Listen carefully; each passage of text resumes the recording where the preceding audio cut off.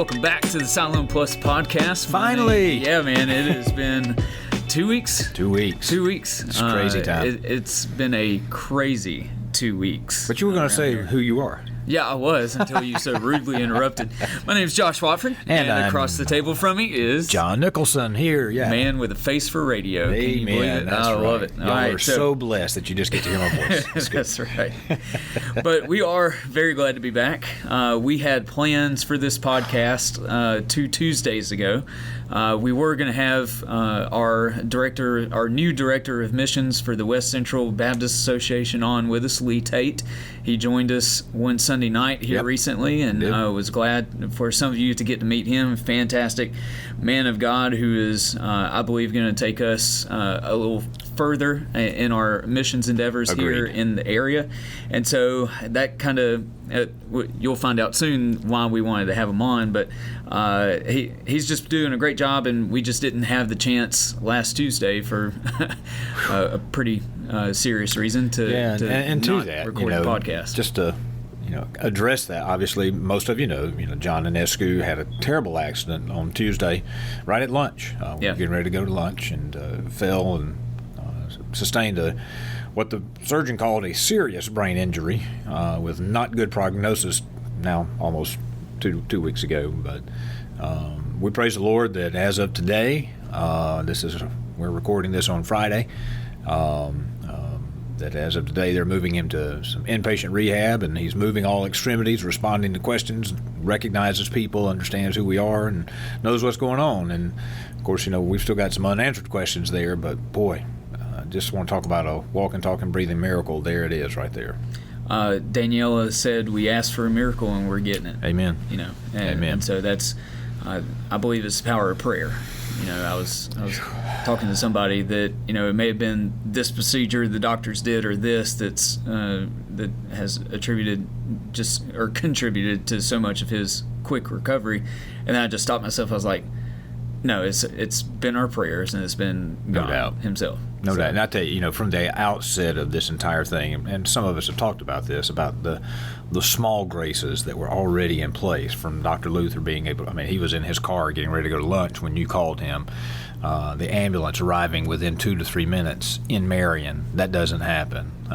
Trauma team ready to meet John as soon as he got to the hospital there in Tuscaloosa. There were just so many little small things immediately right there that lined up that, ordinarily, given our context where we live and those kinds of things, that just doesn't happen. Yep. So we were just incredibly blessed. He was blessed, and we just thank God for how all that's coming together. And just let me say an additional word of thanks to you as the church and for your generosity. I don't know what our current numbers are, but several $1,000s have already been contributed. We've been able to share some of that already with Daniela to help with just some of the day-to-day expenses of traveling back and forth and lunches and whatever. But we also know there'll be some longer-term expenses. So thank you, church family, and keep praying. Keep praying for John, but it's been a beautiful moment for us as a church, I think. Okay. I think I came up with a segue between that and our topic. Awesome. I like it. Way to go, brilliant interviewer. Daniela and John are members of our church. And by all accounts, their accounts and just by the other people that I've been talking to, we're doing a decent job of taking care of them while they're going through this. Right. That would be what we call ministry to our members. Right. We are taking care of our own. We're loving one another as the Bible has called us to. But in some of the questions that we received, and John, you got those pulled up. I got them ready. There's been questions about not necessarily loving one another within the church context, but loving one another outside the church context. And so what are some of those questions specifically, and how can we address those? Yeah, the two questions that we have that are around this, one was, I feel Siloam needs to be more involved in the community, but I'm unsure how. Any ideas? Are there things in the making? And then kind of it's not kind of related, it is related, but someone said, I read in an article that Mrs. Frances Ford, the director of Sowing Seeds of Hope, mentioned that with the closing of Judson, volunteers to help with community service opportunities are limited. would the church be interested in forming an official community service committee and partnering with other local organizations for outreach? So those are the questions that address this, and the short answer to both of those is yes, we need to be involved, and yes, I think we can do so intentionally, and we are doing intentionally, but we want to continue that we want to push that ball forward. We're not satisfied with where we are, and so that's an important thing. And I think there's an important distinction that we need to make. Again, you alluded to it, that as we've been ministering, particularly to John and Daniela, that's ministry. Anything that we're doing for people within the life and context of our church is a ministry opportunity. Yep. When we reach beyond the walls of our church, we're entering the mission field. And that's where these questions, I think, are being addressed, is how can we be on mission, more on mission, right here in our community, and what are some of those ways that we can be engaged? Now, I think we tend to think of programmatic things. We've got this date on the calendar, everybody shows up and we do this, and there it is. And those are part of that equation. But I would say this, that every time you as a member of Siloam Baptist Church walk into a business in our community, every time you as a member of our Siloam Baptist Church engage in, if you go out and pick up trash on your road, or you show up at a kid's ball game, or whatever, you are serving our community. We should always have the mindset that we're on mission in our community and looking for those. Every conversation that you have with someone on the streets here in Marion, those are engaged opportunities for engagement, I should say, with our community, with a gospel intent in mind. Now, that doesn't mean that every time we're going out here and we're just hammering people with Scripture everywhere we go, but we are intentionally developing relationships. We're intentionally nurturing those relationships so that those conversations can, in fact, happen. Yeah. I would say just what you're saying, there are two dimensions to this. There's the personal and then there's the corporate. Right. Like, we want, you and I, as pastors, our job is to equip saints for the work of ministry. Right. That's Ephesians 4. Right. That's our job description. We weren't hired to be the only ones that did ministry or missions, however you want to put that, in the church. It's our job to equip others in order to do so. Right. Part of that looks like us equipping everybody else to be able to go to their workplaces, to go to their own homes, to go to the grocery store, ball games, all the other places that you mentioned, and be able to do missions in that sense. Right. On a day-to-day, week-by-week, month-by-month basis. Right. But then it's also our job to facilitate what you called, calendar events type things.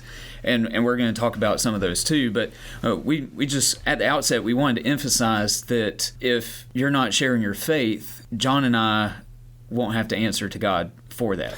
You're going to have to answer to God for that. Okay. Right.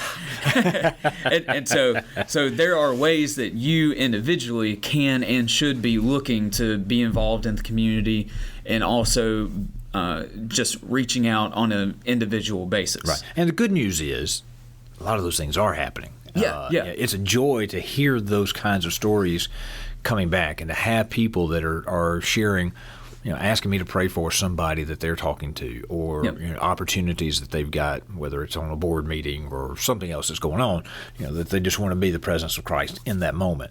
And that's a beautiful thing. And then on the ministry side within the church, I think about these ladies who are regularly gathering online to pray together in the evenings.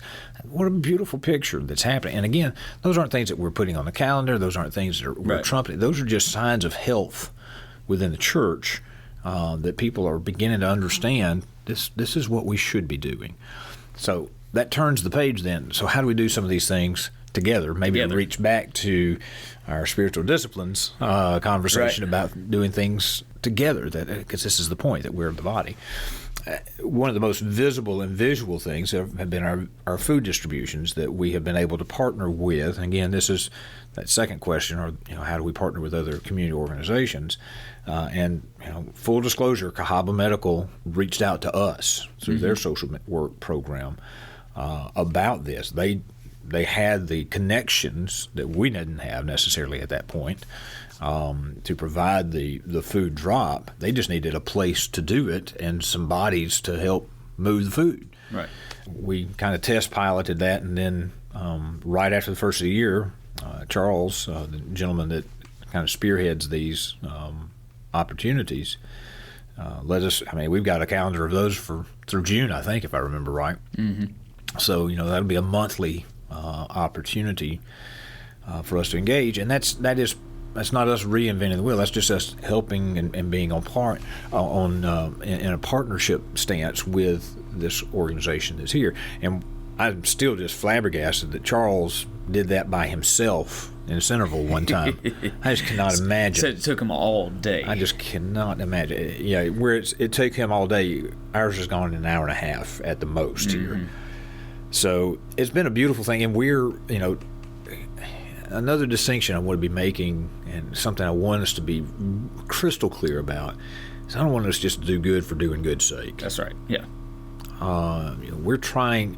We need to do good, no doubt. Okay, but I want us to be always laser focused on how do we lower barriers to the gospel, and how do we clearly communicate the gospel. And just to give you an example, we ordered some booklets that we're going to be putting in, not booklets, actually books.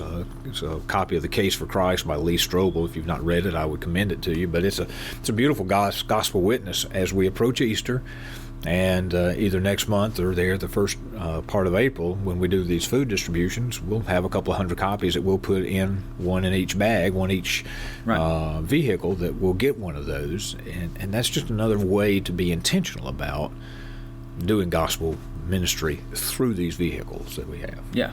So on that note, that made me think that we've also ordered some big story Bible booklets. It's not the full story Bible, but it's the resurrection story, and we'll be putting together goodie bags for it just depends on how many of those we can get. Right now we got 150, which is not enough, but we'll be looking at the numbers that we can cover, and we'll be trying to hand those out at Marian Academy, Breakthrough, and Francis Marian.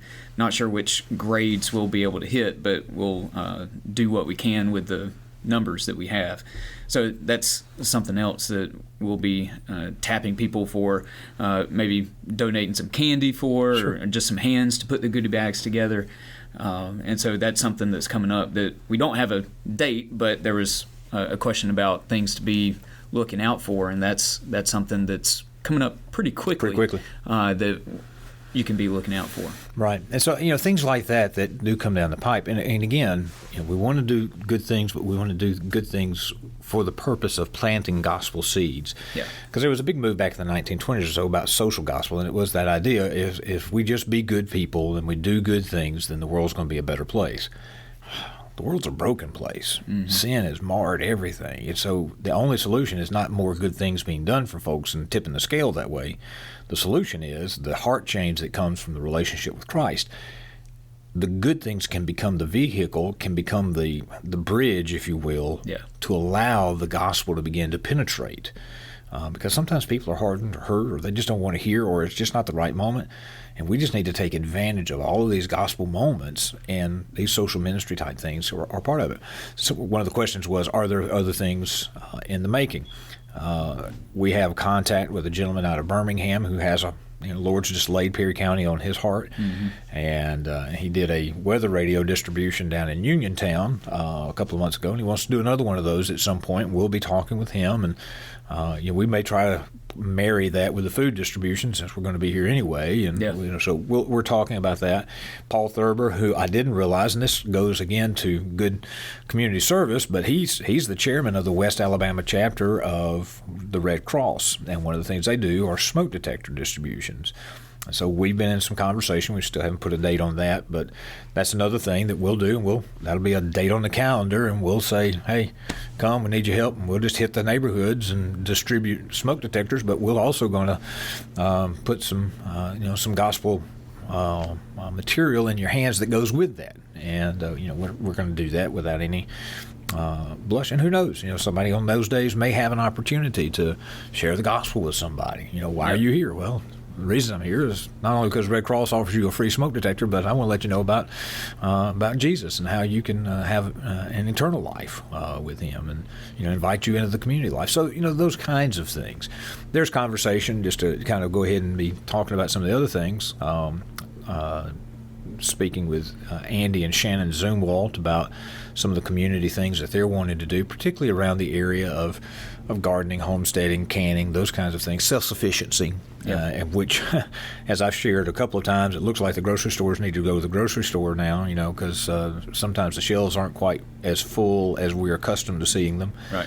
And, not at panic stage yet, but it might be nice to have something in the freezer or something on the shelf, in case, and you don't do that if you hadn't planned for it. And so Andy and Shannon are kind of helping to move that ball forward. And there are other people even in our church that are very interested, and certainly people in our community that are interested in that.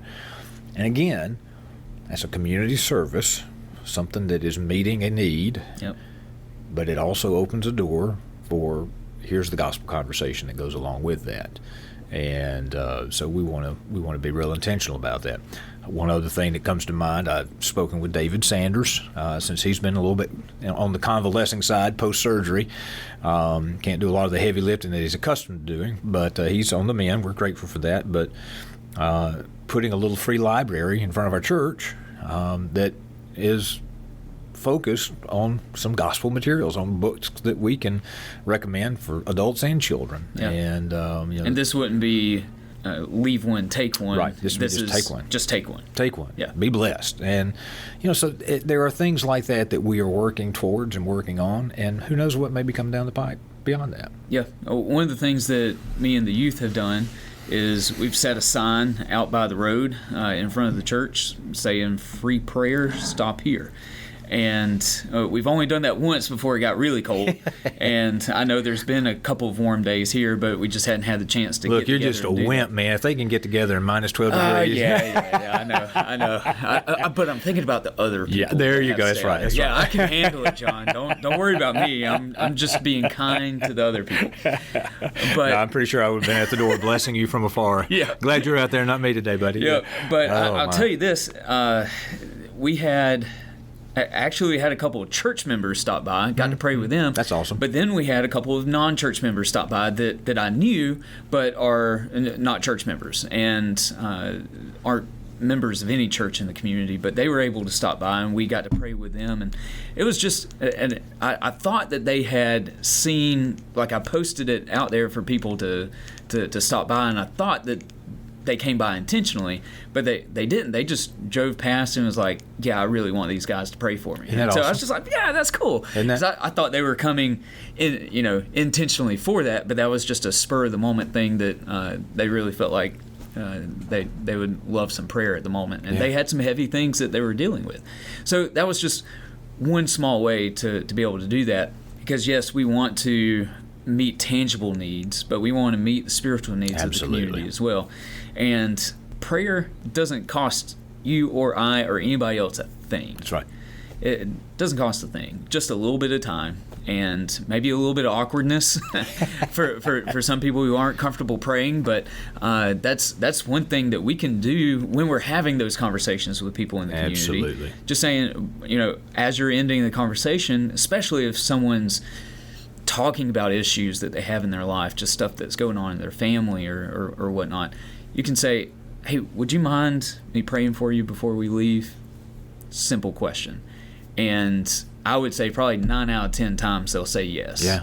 Even if they're not a Christian, they'll say yes, just out of courtesy.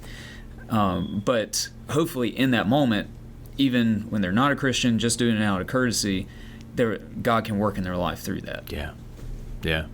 Beautiful opportunities are around us all the time, but so often we just get our head down in our own ditch and we don't take a look around to see those kinds of things. And that's one of the things that those calendar moments help us to do when we are handing out a food basket or we're helping distribute whatever or, we're doing whatever, because it gets us kind of out of our routine to serve others intentionally.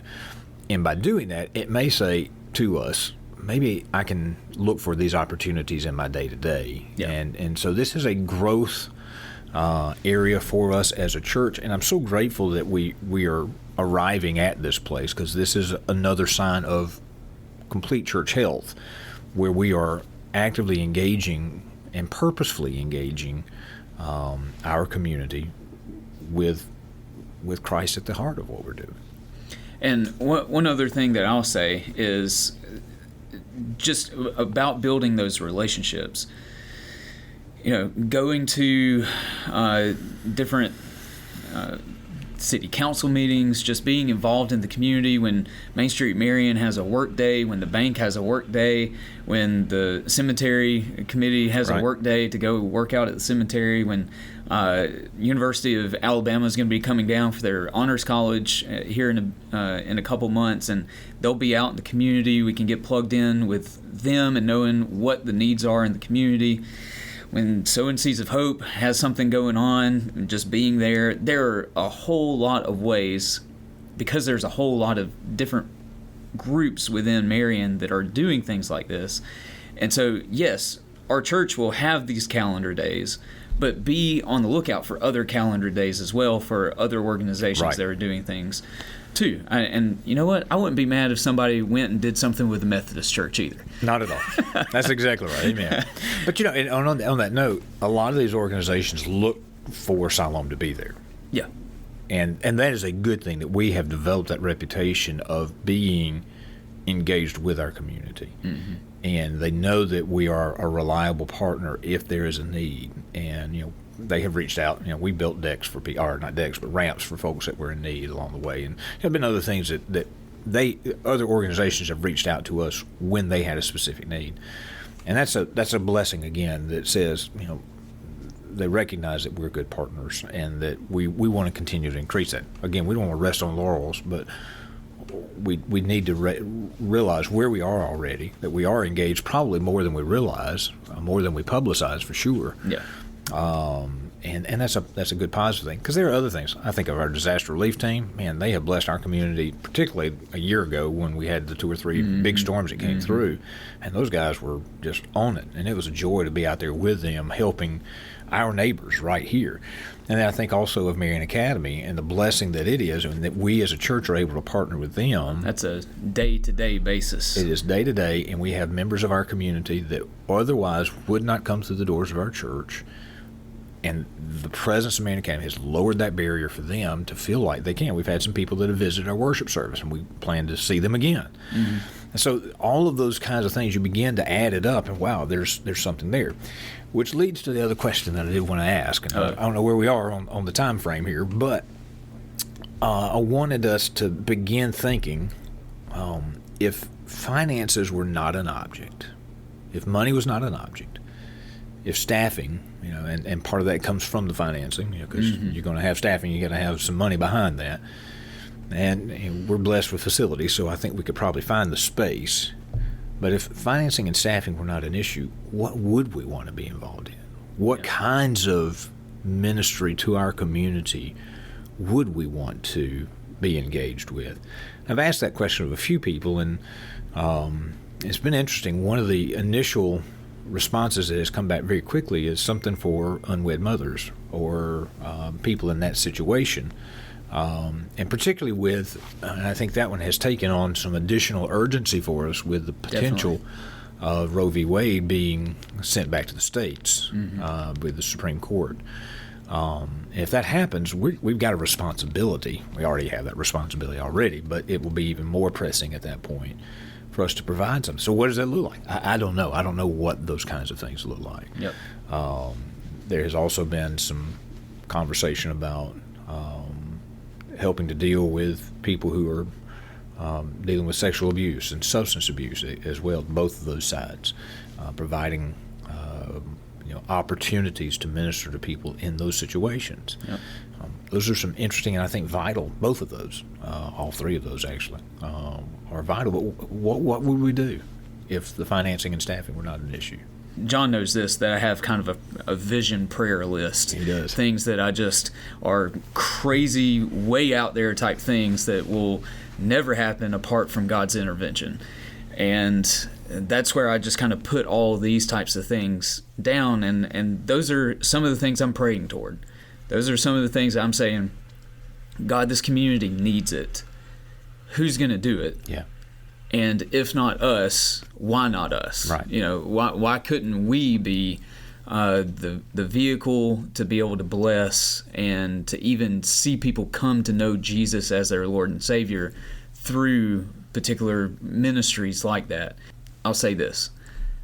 We have been commanded to do stuff like that. Yeah. I believe that's part of Jesus' command to just look at Matthew 25. That'll be your homework. Go home and read Matthew 25. And I believe that the things that we're talking about here fall under Jesus' parable there. I agree. And so we need to be doing it, not just because it's the good thing to do, not just because it's a trendy thing to do in church life, but because it's a command from Jesus Christ. Right. That's what I got. And it puts the gospel for us in a tangible. This isn't just a conceptual idea. This is me actually putting this thing into practice in my neighbor's life. Yeah. What if they never come to Christ? I've been faithful to do what God's commanded me to do. Yeah. That's my job. It's God's job to draw them and ultimately to save them. But as Paul says, how are they going to hear if nobody tells them? That's right. To paraphrase that. But I mean, that's our job. So whatever it takes for us to tell them, that's what we need to be doing.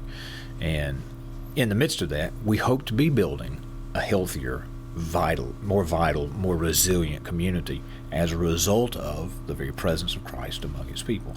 And I think historically you look back and where the church has been faithful to that task, the result in the culture has been evident. Mm-hmm. That's all I got to say about that.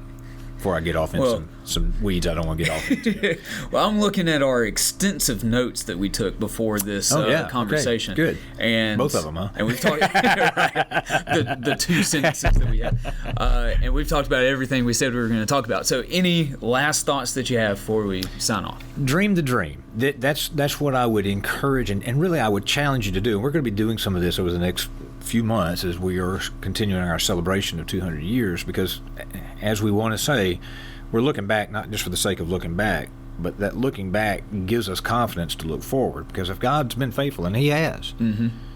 He's promised he's going to continue to be faithful if we'll just do what he's calling us to do. Yep. So let's dream the dream. And we need to be clear, this isn't us dream up something for God and ask God to come bless it. What we want to do is we want to get our hearts tuned up with God so that we can have a clear sense of where he's leading us out into our community. And if that's where he's leading, then let's fearlessly go. Let's go. Well, thank you for tuning in to the Asylum Plus podcast. Make sure you share and like and comment and critique and give us 5 stars, because we like those 5 stars. No, it doesn't matter. We're going to be here anyway, so whatever. Yeah, you can be honest, give us 1 star, and we'll accept it with grace. But we're so thankful for you tuning in. Yes. Thank you for your patience with us, taking hiatuses to deal with other matters. But we have been getting to this as soon as we possibly can, and this has just been fun for me, and I know it has been for John as well. It's good to have these conversations, and we're grateful for you engaging with them. It is just another way for us to continue some important conversations that we're having in the life of our church. We appreciate you. All right, we'll see you next time. Later.